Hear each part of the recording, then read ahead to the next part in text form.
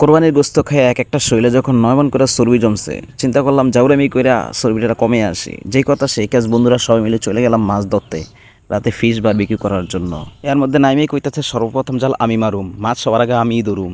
জাল দেওয়ার পরে নাইমের অবস্থা,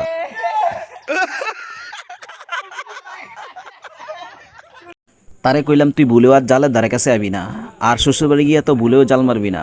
তোর এই জাল মারা দেখলে তোর হালিরা লুঙ্গি টান দিয়ে দেখবো তুই বেড়া না বেরি। হাসবা তো নাকি তোমরা আম্মা, তোমরা যেন গুলাগুলি খেলতেছো মনে হয়, যেন তোমরা একটা মাছ ধরো না রে।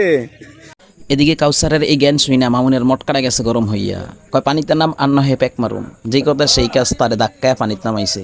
এদিকে মাছ ধরার পর জাল্লারা তো মহা খুশি, মনে হয় যেন এভারেস্ট জয় করে ফেলছে। মাছ ধরা শেষ করে বিকালবেলা মাছ কাটার জন্য সবাই প্রস্তুত, সবাই সবার মতো করে মাছ কাটতেছে। মাছের মধ্যে মশলা লাগানোর পরে মাছের যে কালারটা, উফ!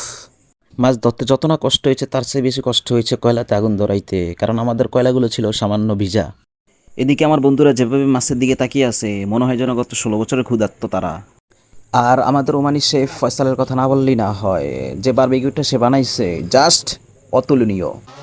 अरे अभी तो पार्टी शुरू हुई है।